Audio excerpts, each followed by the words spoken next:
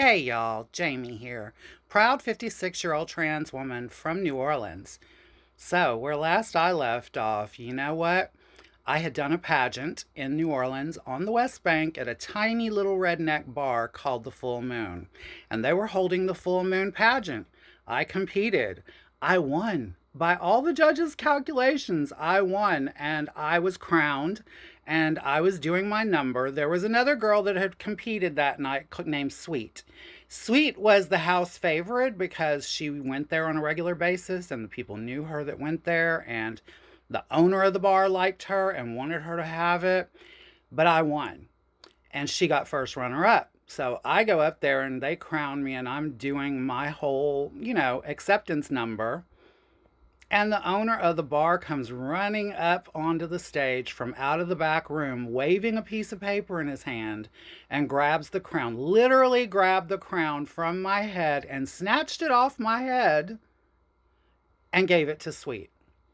He said that there had been a miscalculation, mistabulation, however you want to say it, of the votes, and that this piece of paper from his back pocket, okay, this mysterious piece of paper from his back pocket should have been, or was supposed to have been, considered in the tabulations when they were figuring out who the winner was. So Sweet won, according to the owner of the bar. What was I gonna do? Did I want to tear the house down? Absolutely. Oh, honey, I was hot. I was steaming. And it wouldn't have been beyond me to throw a really major scene and like start breaking shit. But what would have happened? I would have gone to jail. I would have like looked like a complete maniac in the situation. I would have looked like I was the one that was nuts. And at the end of the day, I still wouldn't have won. They still would have given it to her, even though I literally won. So, listen, I went on about my business. Felina and I are still working ads out of the gambit, and we are both pulling dates and, during the day. Now, Felina is still working sometimes at Papa Joe's at night, and I am working full time off the ads, right? But she's teaching me how to do shows. I'm showing her the ropes on how to be trans. She had just started hormones and, all of that good stuff. So, anyway, her and I get to talking one night in my workroom after we were through for the day turning dates, right? And we start asking each other, like, what are your dreams? What are your goals? Like, what do you want to see happen with all of this show stuff? Because I was really getting into the show thing and getting excited about it because, frankly, it fed my stage bug. Like, I have a really bad stage addiction. Love to be on stage. I love to perform for people. I love to make people laugh and make people smile and be happy. So yeah, it was feeding all of that for me. I could be funny, I could be sexy, I could do any of that shit on stage with drag shows. So we started talking. Now, for the younger people out there used to be flight service to Europe that was called the Concorde. And the Concorde was a jet that, or jets that they were incredible. Like, I think they crossed the Atlantic Ocean in something like 6 hours. Some crazy ass number like that. Like, it used to be really, really, it was the way to fly to Europe if you could afford it, right?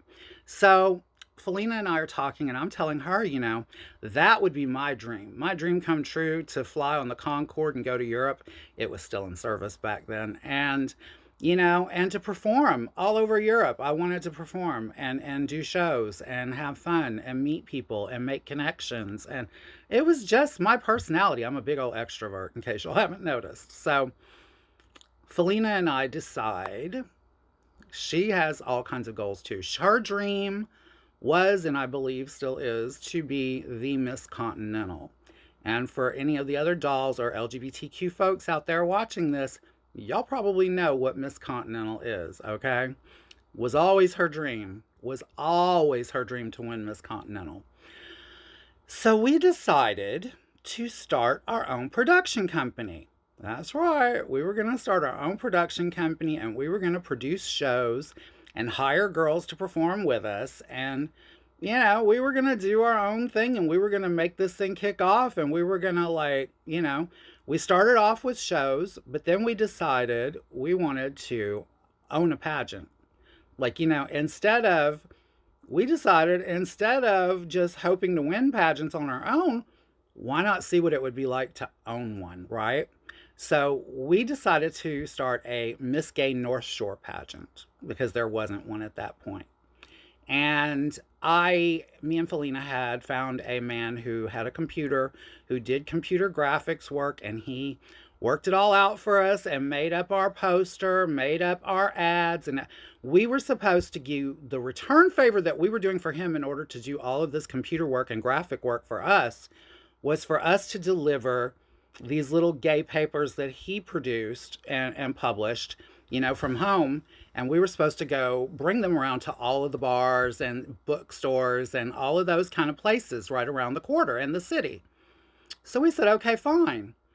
Well, on our little route one day, as we're delivering these papers, we happened to go into the Midtown Spa. Yeah, if you're from New Orleans and you're a gay man, you probably know what the Midtown Spa was. It's a bathhouse, okay? And we walk in, and before we could even walk up to the desk to say what we were there for, the guy looked at us and said, absolutely fucking not. We don't let queens in here. Get the fuck out.